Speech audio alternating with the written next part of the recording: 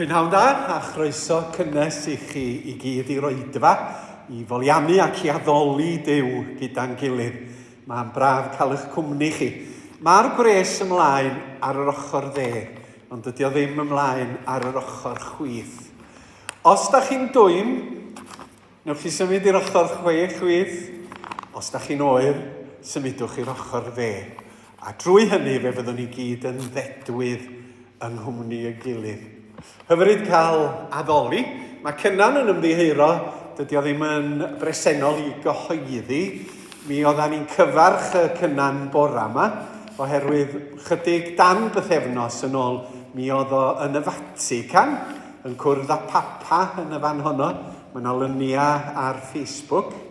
A mi oedd yn mynd â negeseuon a chyngor gan Angor a Ebeneser i'r eglwys babyddol yn y fan honno. A da ni'n longyfarcho fel cynrychiolydd Angor, Ebeneser ac eglwysi cytun yng Nghymru. Da chi'n edrych ar daid a nain yn y cefn y fanna.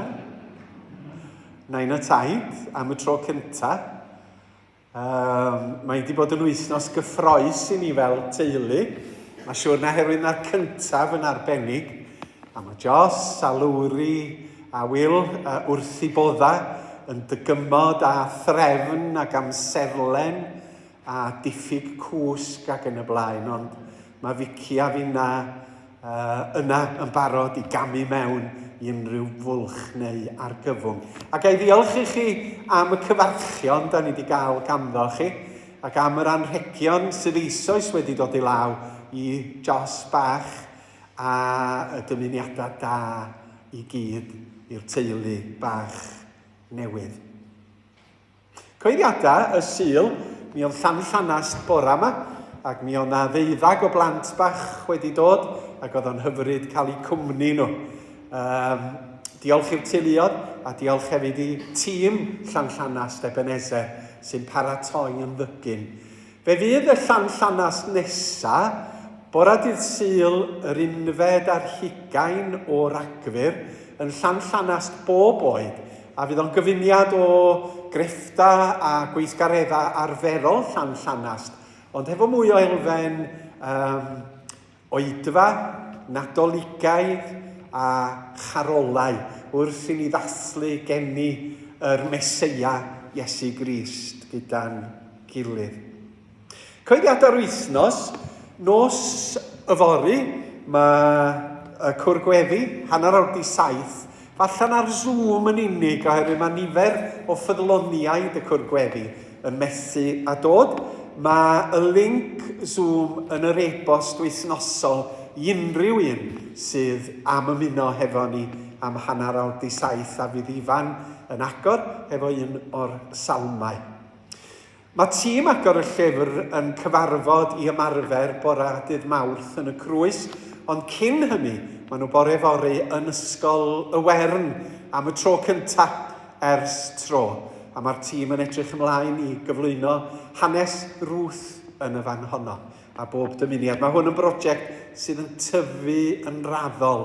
Mae ganddo ni 7 ysgol erbyn hyn, da ni'n ymweld â nhw, a dwi'n siŵr os di Wern yr Wythfed a'i peidio. Dydd Mercher, y gornel glud yn gweini ar yr ymwelwyr yn y fan honno, bwyd a diod, a tîm Ebeneser ydy Delyth, Bethan a Helen Bywen. Yna, y Sul nesaf, y 30 o Dachwedd, fydd yr oedfaon o dan yn arweiniad i, 10 o'r gloch yn Cen a 3 o'r gloch yn y fan hon, os Duw a'i mynd. Mae yna farmaled ar werth tuag at y Samariaid, a falle bod Petra'n cymryd archebion i roi i Liz. Maen nhw yn arbennig, maen nhw'n euraidd, maen nhw'n flasus, ond os da chi'n hoffi croen oren, fi rai chi adael nhw ar ochr eich plat, yr mae'n cynnwys y croen. Ac yna ym mis Rhagfyr, mae Bethan Hayes yn trefnu noson dorchau Nadoligaidd yma ar ddydd Gwener y 5. A dwi'n meddwl bod y noson yn llawn fwy neu lai erbyn hyn. Fe rai ni jecio, a na ni ddeud wrtha chi yr wythnos nesaf os oes llefydd yn dal ar gael. Felly croeso bawb ohonoch chi i'r Oedfa y prynhawn yma. Gawn ni gydweddio. Arglwydd, da ni wirioneddol yn gwerthfawrogi y fraint aruthrol da ni'n gael i ddod i daddoli di fel hyn. Da ni diolch am y rhyddid crefyddol sydd yma yng ngwledydd Prydain.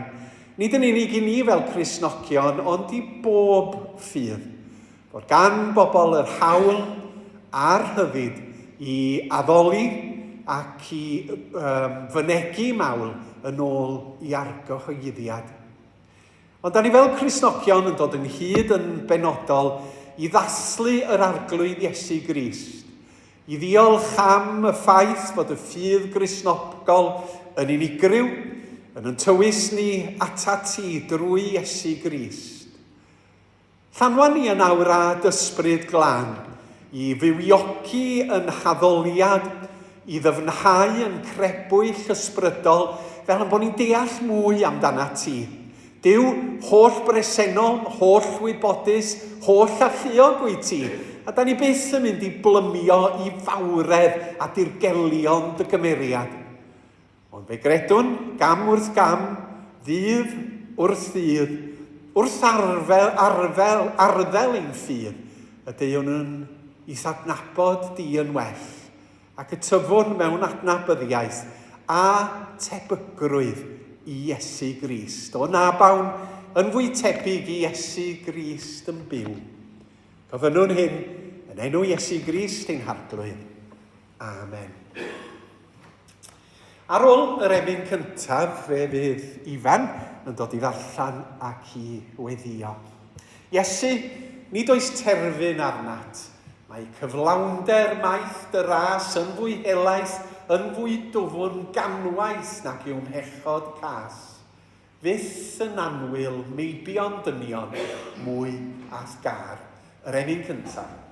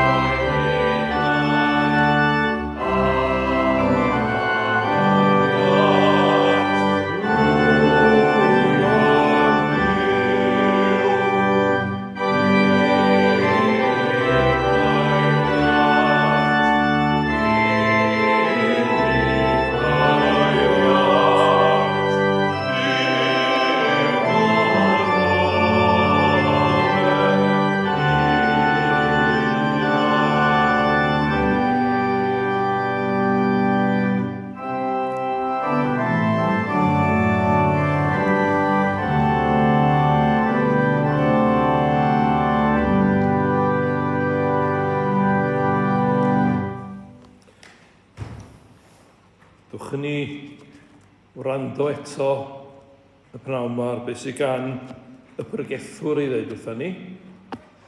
A da ni'n troi i'r 6ed bennod y pnawn yma. A dwi am ddarllen o Beibl.net oherwydd mae cyfeithiad Beibl.net yn haws i'w ddeall na hyd yn oed cyfeithiad y Beibl Cymraeg newydd. Wel, da ni wedi gweld mae y bregethwr yn defnyddio cymer eitha od weithiau. Ac gwych chi weld bod o'n defnyddio cymer eitha od hefyd yn y bennod yma, y pnawn yma. Rhywbeth ofnadwy arall dwi wedi sylwi arno yn y byd, ac mae'n effeithio ar lot o bobl. Mae Duw weithiau'n rhoi cymaint o arian eiddo chyfoeth i berson, nes bod ganddo bopeth mae arno ei angen a'i eisiau. Ond wedyn, dydy Duw ddim yn rhoi'r gallu iddo fwynhau'r cwbl. Yn lle hynny, mae rhywun arall yn cael ei fwynhau. Does dim sens i'r peth. Mae'n ofnadwy. Hyd yn oed petai rhywun yn cael 100 o blant. Mae yna un di cyrraedd.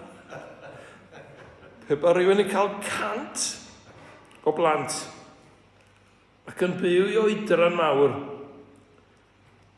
dim ots faint o fynyddoedd, gallai fyw am byth.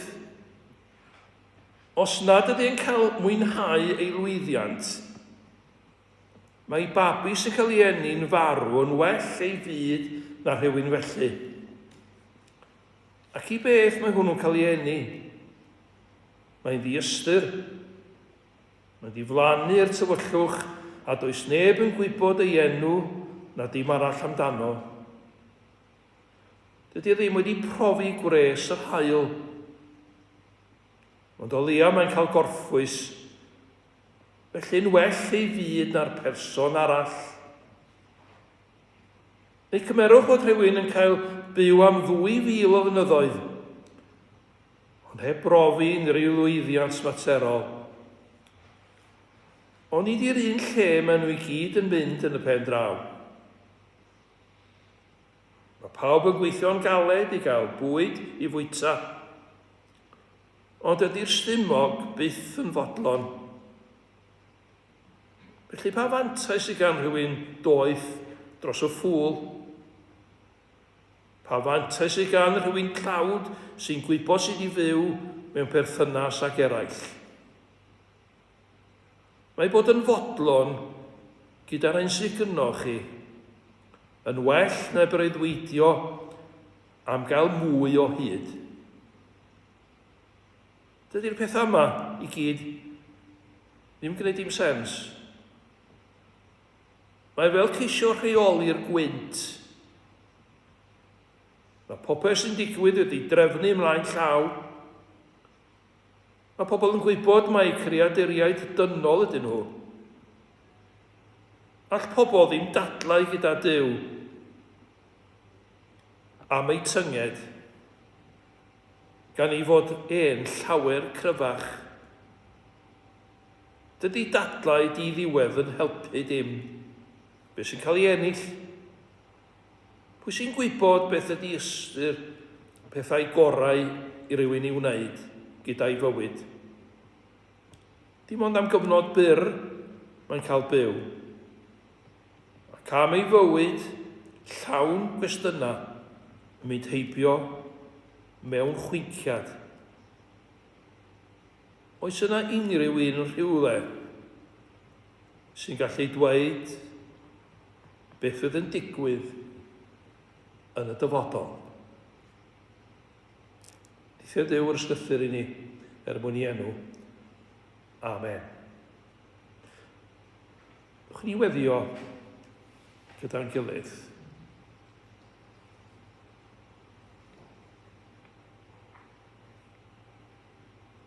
Cenwch yn llawer i'r arglwydd yr holl ddeiar. Dewch o'i flaen ef a chan, A dynia prawn ma'r glwydd yn dod gyda fron di a chan ar ein gwefusau. Ond yn bwysicach a chan yn calon hefyd. Oherwydd yn eisiau dy gydnabod i am dy gariad mawr sy'n ato ni, am dy holl elion ni i ni o ddydd i ddydd. Ac am y cwbl ydyn ni'n ei dderbyn o llaw yn feunyddiol. Cysgod bwyd a diolch ti a'i'r choddais dim. Ac efo'r plant y bore yma, ydyn ni'n diolch am fwyd a diod ac yn cofio fel y gnes di fwydo'r genedl gynt pan oedden nhw yn yr anialwch gyda'r mana a dod â'r dŵr allan o'r graig. Ac felly, wyt ti'n darparu ar gyfer dy fyd o hyd. Ti'n peri'r hael godi ar y drwg ar da ac i'r glaw ddisgyn ar cyfiawn a'r anghyfiawn. Un felly wyt ti, un hael ac un cariadus. Ond wrth i ni dderbyn arglwydd, mae yna gyfrifoldeb arbennig arnom ni roi i rannu dyroddion gydag eraill. Maddau pob hunanoldeb sy'n perthyn i ni bod ni eisiau cadw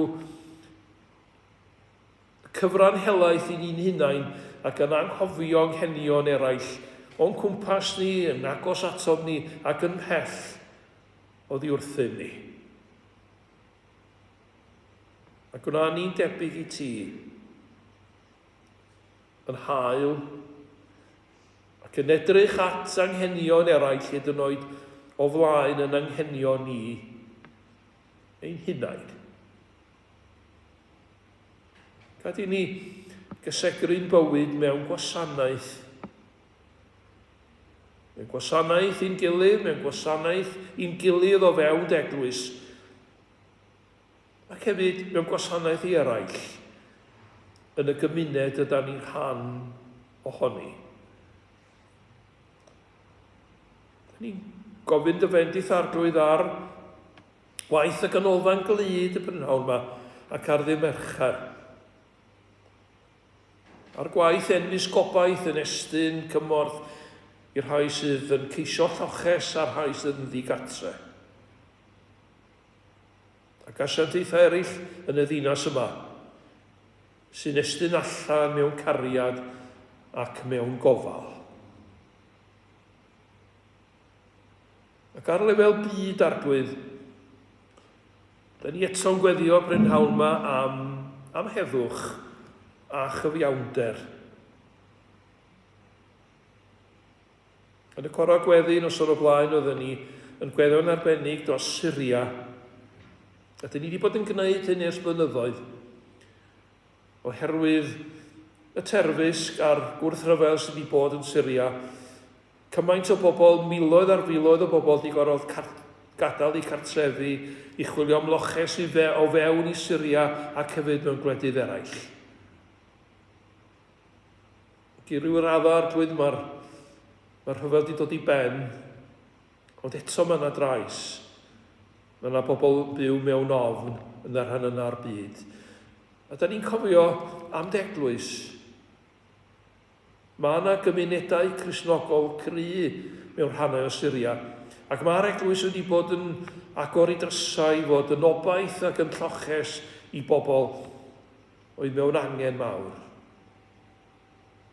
Llwydda dy waith, llwydda dy deyrnas yn Syria ac yn wir ym mhob rhan o'r byd.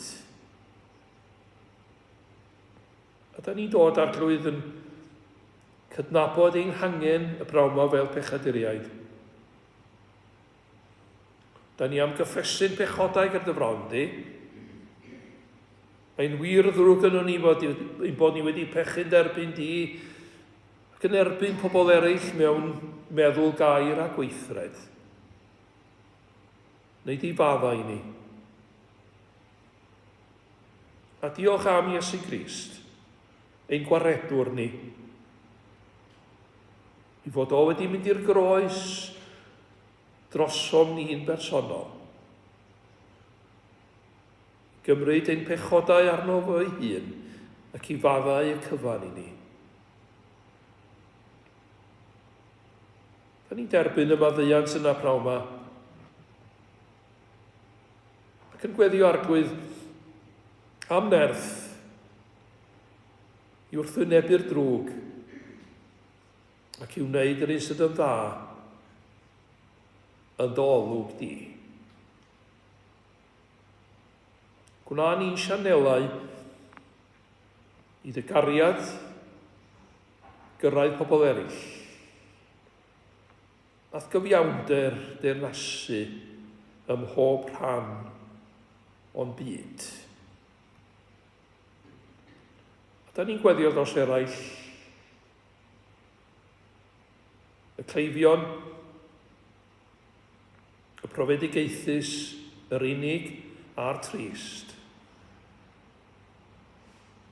Y rhai sy'n cael bywyd yn anodd braw ma. Arglwydd, ti gael ha, a gestyd y law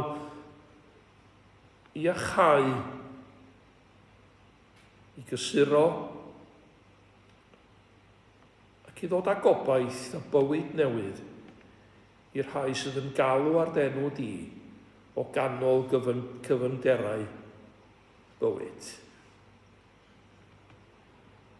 Os yna rhywun neu ryw rai arbennig, cer ei ni weddio drostyn nhw y pnawn ma. Da ni dod a nhw at ti nawr. Ac mewn ychydig o eiliadau ni cyflwyno nhw'n dawel i ti mewn gweddi.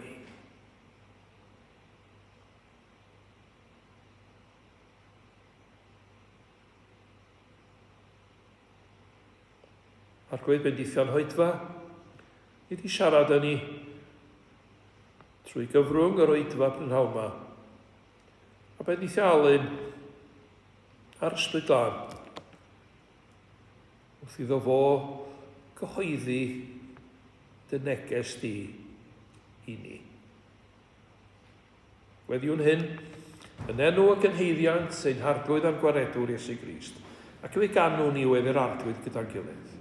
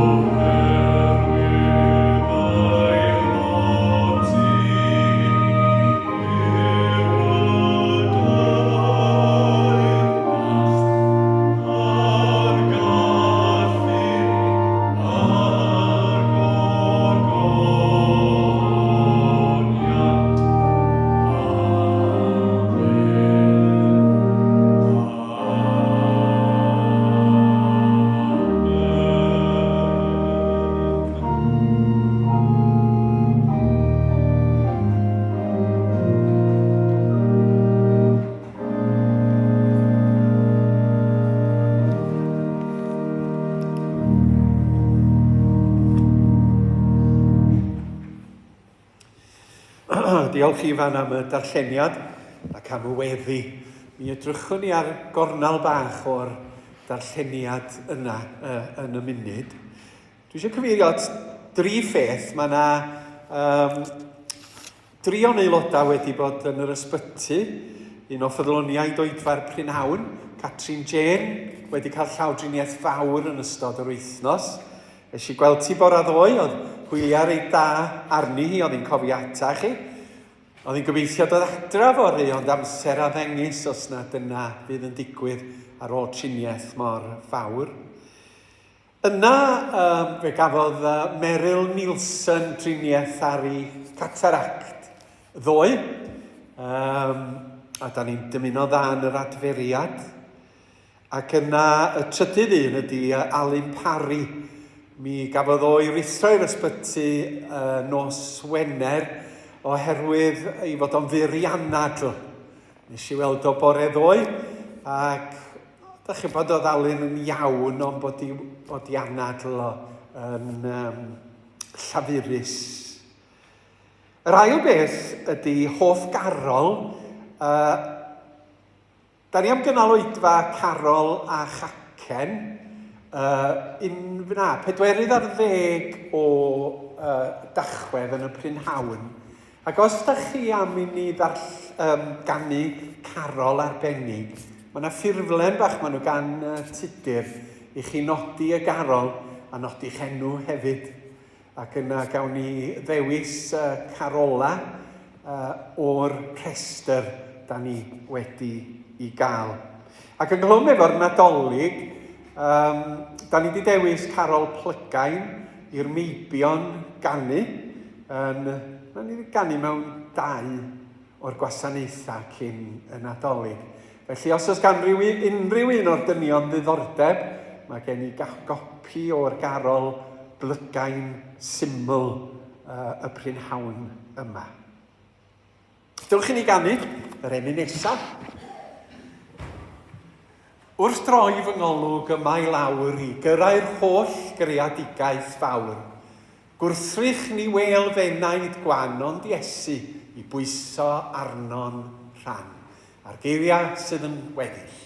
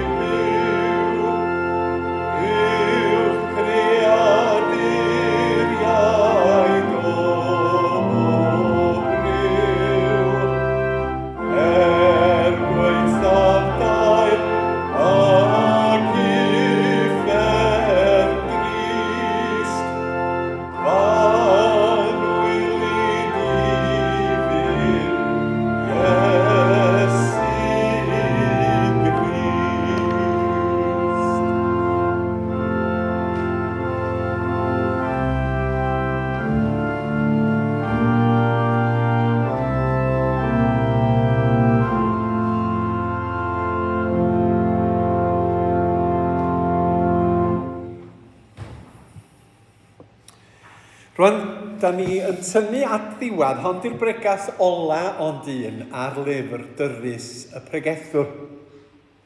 Gawn ni'n teimlo ar ôl tair preges y byswn ni'n rhoi'r ffidil yn y to. Ond o'n i'n meddwl bod o'n bwysig i ni edrych ar y darna yma. Da chi bo, faint o weithiau da chi wedi troi y lyfr y pregethwyr dros y blynyddoedd ar wahân i'r drydedd bennod. Mae amser i bopeth ac i bob gorchwil. A mae gair Duw yn rhywbeth da ni'n gorfod cnoi cil drosto fo a ymaflyd codwm, reslo, ymaflyd codwm hefo'r darna hynny sydd yn anodd i ni. Oherwydd yn aml iawn wrth wneud hynny, da ni'n cael yn bendithio. Oherwydd bod ni yn anghyffyrddus, oherwydd nad yda ni yn deall. Ond drwy y penodau yma, mae gan Dduw rhywbeth i'w ddweud ym mhob oes. Mae'r eich wrando ar y darlleniad o'r 6 bennod gan Ifan, ac o deimlad dirdynol y pregethwr wrth edrych ar yr hyn sydd yn digwydd yn ei fywyd. A mae'n deimlad tebyg i ni yn gwylio'r newyddion weithiau, dydy? A da ni'n gwaredu wrth edrych, a da ni'n gweld erchylltera, a da ni'n gweld casineb, a da ni'n gweld pobl drwg, a da ni'n gweld arweinwyr llygredig. A da ni'n deud wrth yn gilydd, mae di mynd chi. Mae di mynd yn yr hen fyd yma. A nifer y bobl erbyn hyn yn deud, tydw i ddim yn gwylio'r newyddion, oherwydd i fod o'n neud i yn ddigalon. A teimlad fel hyn dwi'n cael hefo y pregethwr i fod o nid yn gwylio'r newyddion, yn gwedio'r gymdeithas, yn edrych ar y gymdeithas oedd o'n byw ynddi hi. A bod o'n methu deall yr hyn sydd yn digwydd. A mae o'n i dro'n trio gweithio trwy hyn a gwneud synwyr a rhesymegu yr hyn sydd yn afresymol ar yr edrychiad cyntaf. A trwy'r cwbl fel Cristnogion, mae angen i ni fod yn ymwybodol fod Duw yn goruwch lywodraethu dros yr hyn sydd yn digwydd. Mae yna ddirgelwch yn hynny, ond mae Duw wrth y lliw. Mae Duw yn dwyn i fwriadau Dionys i ben, ac yn y diwedd, ewyllus Duw fydd yn cael ei weithredu. Nid ewyllus ddryslyd, dywyll, digyfeiriad, dynoliaeth yr yda ni'n rhan ohono. Be dwi'n mynd i wneud ydy'r un peth ar wythnos dwytha, ydy codi 2 beth, un o benod 5 ac un o benod 6. A gweld allwn ni ddatod unwaith eto, chi'n cofio'r darlun o 9 hefo'r edafedd, datod yr jumper a'r pwytha'r cymala a rhoi trefn arno fo. Mae'r ysbryd glân yn helpu ni i wneud hynny wrth wrando ar air Duw. Dwi yn aros yn y 5 bennod ac yn mynd at yr cyfarchiad yma neu'r gosodiad yma, ni ddigonir yr ariangar ag arian, na'r un sy'n caru cyfoeth ag elw. Y mae hyn hefyd yn wagedd. Bibl.net, dydy'r rhywun sydd ag obsesiwn am arian byth yn fodlon fod ganddo ddigon. Na'r un sy'n caru cyfoeth yn hapus gyda'i enillion. Mae'r pregethwr wedi gwneud sylw tebyg i hyn yn yr 4 bennod ynglŷn â nad ydy arian yn rhoi boddhad i'r cybydd yn y fan yma. Ac eto wrth fyfyrio ar wagedd, mae'n troi sylw at y sawl sy'n caru cyfoeth ag arian. Yn y benod yma mae o'n delio hefo anghyfiawnder, arian a ffarmio. Mae'n cyfeirio at y ffarmwr yn ffarmio. Ond dawn ni ar ôl y trywydd yma ynglŷn ag arian. Dydy arian ddim yn boddhau pobl. A mwyaf o arian a chyfoeth sydd gan bobl, maen nhw am gael mwy a mwy ohono fo. i bentyrru yn I cyfri banc. A mae'n dweud 3 pheth. Yn gyntaf mae o'n dweud, dydy'r ariangar byth yn fodlon ar hyn sydd ganddo. Mae'r fath anfodlonrwydd yn wagedd am nad yw yn casglu mwy a mwy o feddiannau a chyfoeth. Dio ddim yn arwain I unrhyw le. Da ni'n meddwl am y modd yr ydyn ni yn gyfoethog I gymharu ar hana eraill o'r byd. A bod ni bob amser eisiau chydig bach mwy. Da ni'n meddwl am gyfoethogion y byd yma sydd hefo cyfoeth y tu hwnt I bob reswm. A dydy cyrraedd triliynau o arian ddim yn gwneud nhw'n fodlon oherwydd maen nhw'n ceisio mwy a mwy a mwy o gyfoeth. A'r hyn sy'n digwydd ydy bod arian ac awydd am gyfoeth yn mynd yn eilyn yn eu bywydau nhw. Hwnnw ydy'r prif beth, hwnnw ydy sylfaen I hymddygiad, hwnnw ydy sylfaen I blaenoriaethau a'i gweledigaeth. A mae'r pregethwr yn dweud, dyn nhw'n yn fodlon. Dyn nhw ddim yn fodlon. Yr ail beth mae o yn ei ddweud ydy am yr arian ydy bod y cwbl yn wagedd. A mae Iesu'n dweud rhywbeth tebyg yn dydy ynameg yr ynfytyn cyfoethog. Mae gennyf stor o lawer o bethau ar gyfer blynyddoedd lawer. Gorffwys, bwyta, udd, bydd lawen. Adeiladau sguboriau newydd. A mae Duw yn dweud wrth efo gwranda, heno mynnu'r deinioes yn ôl gennyt a ffwy a gaeth y pethau a baratoes. Ac wrth gwrs mae gan fo sylwadau yn y bregeth ar y mynydd. Peidiwch a chasglu chwydrysorau ar y ddeiar, lle mae gwifyn a'r hwd yn difa, a lle mae lladron yn torri trwodd ac yn lladrata. Casglwch I chwydrysorau yn y nef, lle nad yw gwifyn na'r hwd yn difa, a lle nad yw lladron yn torri trwodd nac yn lladrata, oherwydd lle mae dy drysor, yno hefyd y bydd dy galon. A'r Iesu'n pwysleisio, chewch chi ddim bodlonrwydd a dedwyddwch mewn eiddo ac arian a chyfoeth. Y fan lle cewch chi ddedwyddwch ydy y niw trwy'r arglwydd Iesu Grist.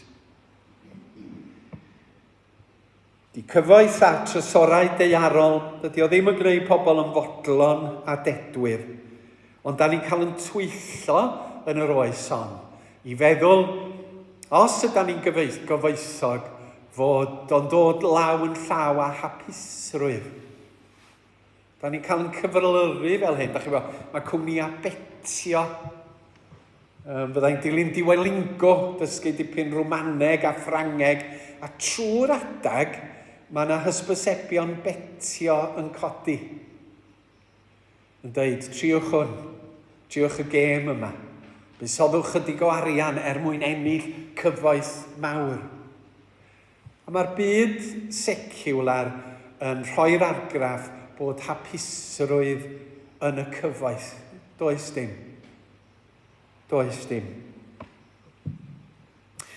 Yr ail beth mae'r pregethwr yn dweud am gyfoeth ydy po fwyaf y cyfoeth, mwyaf niferus ydy'r cyfrifoldeba sydd gan bobl. Mae yna hen ddywediad Cymraeg, melys cwsg potas maip.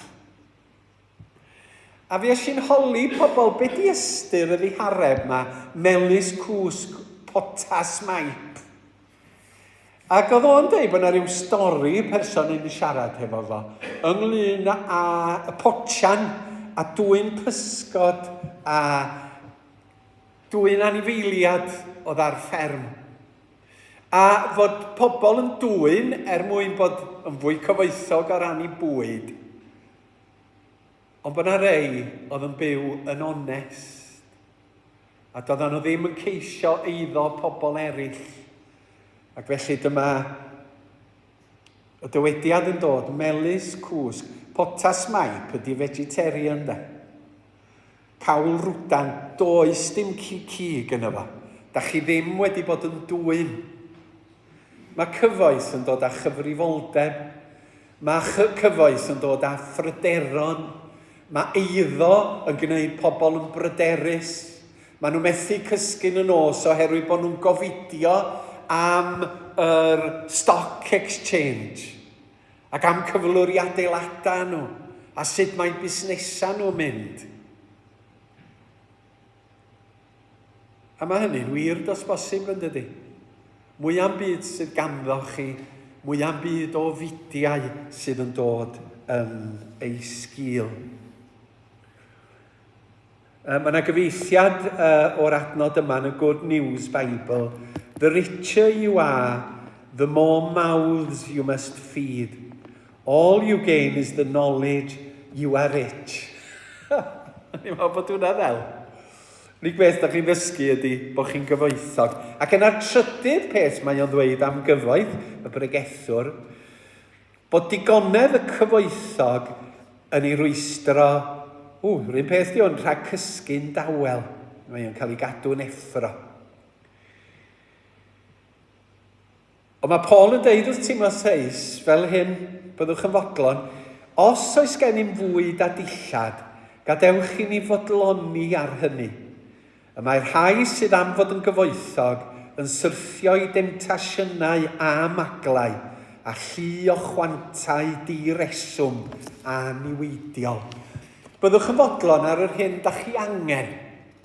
Mae pawb angen reidiau bywyd, a dyna mae Duw wedi fwriadu ar yn cyfer ni. Bod ganddo ni fwyd a diod a dillad a chysgod a chynhesrwydd a ffrindiau a teulu. Dyna angen reidiau bywyd ynde. A mae rhaid ni ddysgu i fod yn fodlon ar yr hyn sydd ganddo ni, yn lle chwenychu bethau hefyd am fwy a mwy. Mae Cristnogaeth yn hannog ni, os nad oes ganddo ni ddigon, os oes ganddo ni ddigon i fyw, i fod yn fodlon ar hynny. Oherwydd fydd aw problemau mawr gyda chyfoeth mawr. A mae'r pregethwr yn tamlinellu hyn trwy gyfeirio at sefyllfa welodd a'i lygaid ei hun trwy roi portread o gybydd yn dioddef o'r niwed mae cyfoeth yn ei beri i'w berchenog. Gall methu a trin y ffortiwn yn llwyddiannus fod yn niweidiol, nid yn unig i'r perchenog, ond hefyd i'w deulu. A dyna darn am arian yn y fan yma wedi dynnu allan o'r 5 bennod. A'r ddysgeidiaeth sydd ganddo ni fel Cristnogion yn yr arglwydd Iesu i fod â agwedd iach tuag at arian a chyfoeth ac yn y blaen. Ac wrth gwrs, rhan o gyfrifoldeb Cristnogion sydd â modd ydy rannu'r cyfoeth hwnnw gydag eraill. I rannu hefo'r bregus a'r anghennus, a'r tlawd, a'r rhai sydd heb ynde. Dyna'r 5 bennod. Rwan ta, dwi am symud ymlaen i edrych ar y rhan o'r 6 bennod. Oedd gen i 2 fersiwn o'r bregeth yma yn y diwedd. Dwi'n credu bod gen i'r fersiwn cywir. I fynd yn ôl at yr ysgolheigion oedd yn edrych ar lyfr y pregethwr, mi oedd pobl yn y cyfnod cynnar yn dweud fod llyfr y pregethwyr yna mwyn mynegu anobaith pobl wrth wynebu oferedd bywyd. Bod ni ddim yn gallu gwneud synwyr, bod ni ddim yn gallu dirnad yr hyn sydd yn digwydd o'n cwmpas ni. Mi oedd yr awdur yn cael ei gyfri fel sceptig, oedd wedi cefnu ar ddysgeidiaeth optimistaidd y doethion. A be oedd y doethion yn dweud oedd, bydd pobl dda yn cael ei bendithio, bydd pobl drwg yn cael ei cosbi, bydd pobl da yn dderbyniol gan Dduw, bydd pobl drwg dan ei felltith. Ond nid yna mae'r pregethwr yn ei weld oherwydd yng nghymlestod cymdeithas mae o'n gweld y drwg yn llwyddo a mae o'n gweld y da yn methu ac yn cael bywydau caled. Ond mae y diffyg ystyr yma yn ei galon o. A mae'r a'r diffyg ystyr yng nghalon cymdeithas, da chi'n teimlo'n aml iawn. Cymdeithas erbyn hyn sydd yn ddryslyd, oherwydd nad ydyn nhw'n cael arweiniad penodol, fel da ni'n gael fel Cristnogion yn y Beibl yn ffydd yn yw. Da ni'n freintiedig bod ni'n rhoi yn traed ar yr arglwydd Iesu ac ar ein ffydd. Ond mae ymchwil y pregethwr yma i drio gwneud synwyr i weld yn y cyfryngau cymdeithasol heddiw. Ar Facebook a TikTok, mae yna fideos yn ymdrin â dryswch bywyd. Mae yna lithoedd yn cael ei sgwennu am bob math o broblemau, fideos, blogiau, trafodaethau wrth y miliynau, ynglyn ag ystyr bywyd, ond maen nhw'n ddigyfeiriad. A mae pobl yn teimlo ar goll. Mae rhai ysgolheigion di edrych eto'r llyfr y pregethwyr, a maen nhw wedi dod i'r casgliad na'r llyfr negyddol yn unig ydy y llyfr hwn. Ac yn ei barn nhw bod angen cael darlun cytbwys, oherwydd heb os thema fawr yr llyfr ydy anallu pobl i ddeall diben ei fodolaeth heb ddiw. Ond maen nhw hefyd o'r farn nad dyna swma sylwedd y llyfr, oherwydd fod ochr gadarnhaol, ac o'n i falch o ddarllen hyn gan yr ysgolheigion, ochr gadarnhaol i lyfr y pregethwr. A mae o'n dod i'r amlwg hwnt ag yma mewn ambell i adnod. O'n i'n cofio flynyddoedd yn ôl, degawdau yn ôl, oedd yn chwaer hynna nes yn athrawes yn Aberteifi, ac oedd wedi mynd i fyw i bentre Llangwirifon. A doedd na ddim ffôn yn y tŷ a rhywbeth yn y dyfodol oedd ffona symudol. Ond mi oedd na giosg i lawr yn y pentre wrth y bont dros yr afon. A ddarn ni gerdded i lawr, a dwi rioed di gweld tywyllwch fel y tywyllwch hwnnw. Oeddan ni cerdded lawr o ochr bryn drwy goedwig, ac oedd hi'n ddu fel bol buwch bron iawn. Oherwydd hwnt ag yma, trwy y coed, mi oedd na fflachiadau o leini. Ambell i dy, oedd na un lamp yn y pentre yn goleuo y ciosg yn y pentre. A cherdded i lawr. Yn y tywyllwch, mi oedd na fflachiadau o olau. Rydyn modd efo'r llyfr y pregethwyr. Yng nghanol y dryswch a'r anobaith, mae yna fflachiadau bach yn dod i'r golwg. A mae yna fflach yn y fan yma. Mae'n sôn am rodd Duw. Mae wedi cyfeirio at y ffaith mae llafurio am wynt mae'r cybydd, ac yna mae'n ymhelaethu ac yn dweud hyn, dyma'r hyn a welais. Mae'n dda a gweddus i ddyn fwyta a cyfed a chael mwynhad o'r holl lafur a gyflawna dan yr haul yn ystod dyddiau fywyd, a roddwyd iddo gan Dduw. Dyna yw ei dynged. Yn wir y mae pob un yn aroddodd Duw iddo gyfoeth a meddiannau a'r gallu mwynhau i dderbyn ei dynged, a bod yn llawen yn ei lafur. Rhodd Duw yw hyn. Hynny yw, na'r rhan o bwrpas yn bodolaeth ni ar y ddeiar ydy llawenhau a mwynhau. Tydan ni ddim wedi cael yn gosod yma gan y crewr i fod yn ddiflas ac yn ddi-galon. Mae angen i ni fwynhau yn gyfrifol bendithion bywyd da ni'n ei cael yn fwyd ac yn deulu ac yn gymdeithas ac yn gelf ac yn adloniant ac yn y blaen. Oherwydd mae dyma yw bwriad Duw ar gyfer y ddaear. Duw yn creu, ac ar ôl bob dydd o'r creu, mae'n camu nôl ac yn dweud, mae da oedd. Mae'r cread yn beth da, fod y cwymp wedi dod, a da ni fod i fwynhau bendithion y cread. A da ni cael yr un elfen yn Iesu Grist ei hun. Mi fyddwn ni dechrau dathlu'r advent yn fuan. Sul cynta'r advent diwedd y mis yma. A da chi'n cofio beth ddwedodd yr angel yn stori fawr geni'r arglwydd Iesu Grist. Peidiwch a gofni medda'r angel wrth y bugeiliaid, oherwydd wele, yr wyf yn cyhoeddi chwi yn newydd da am lawenydd mawr, a ddaw i'r holl bobl. Ganwyd i chwi heddiw'n rhef Dafydd waredwr, yr hwn yw'r Meseia, yr arglwydd.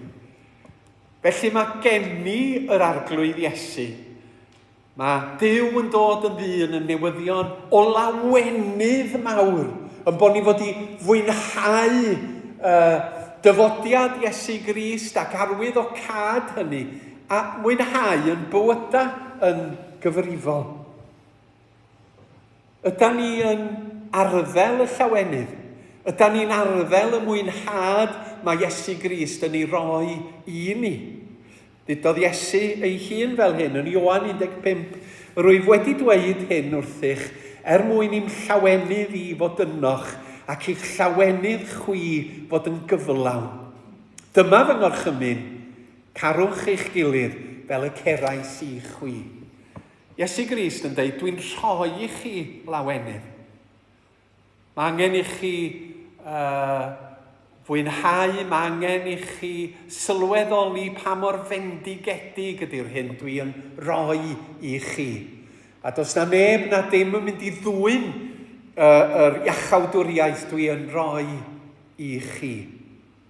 Mae'r Iesu yn ein galw i'w lawenydd. A mae'n elfen o hynny gan y pregethwr.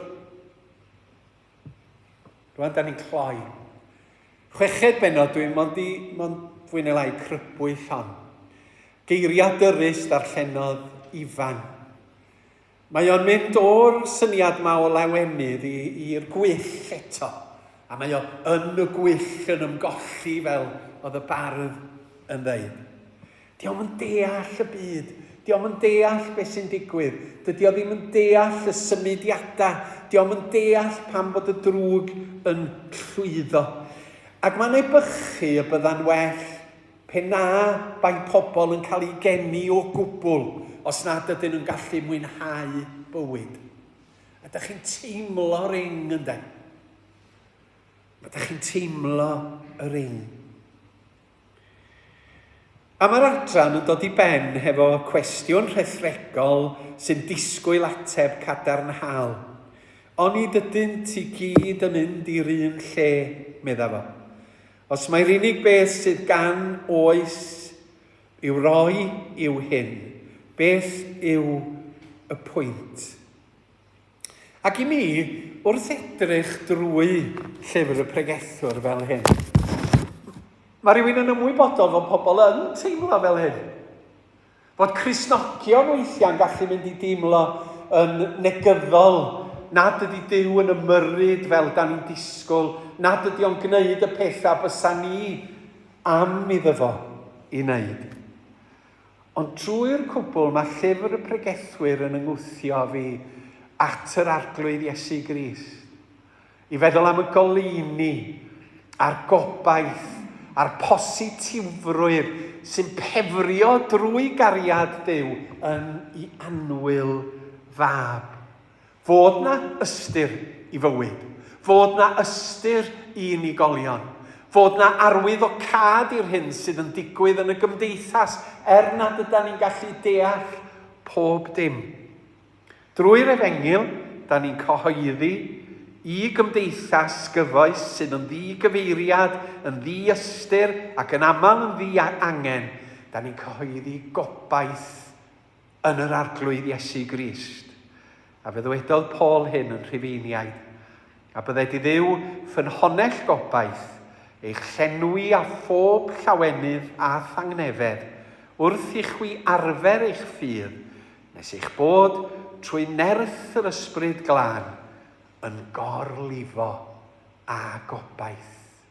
Boed i obaith y ffydd yn Iesu, lenwi eich calonnau mewn byd sydd yn ddyrus.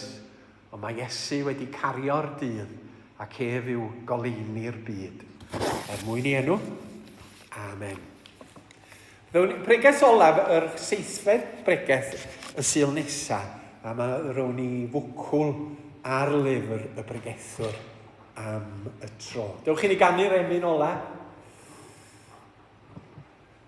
Addas iawn, Helen, ar ôl be o'n i ddweud. Does gyffelu bydd o ef ar y ddeiar yn y nef, trech ei allu, trech ei ras, nad ymderau calon gas, a'i ffyddlondeb sydd yn fwy, nag angheuol ddwyfol glwy.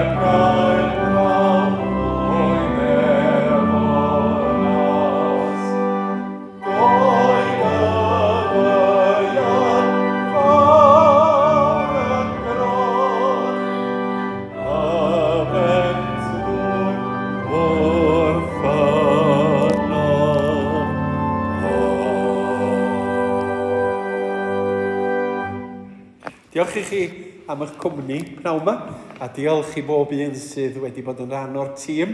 Diolch i Helen, i Gwendar y drws, i Tudur fel technegwr, ac i Ifan am ddarllen a gweddi. Gawn ni roi'n gofal i'r arglwydd. Gras ein harglwydd Iesu Grist a chariad Duw, a chymdeithas yr ysbryd glân, a fyddo gyda chwi oll, o'r awr hon hyd byth. Amen.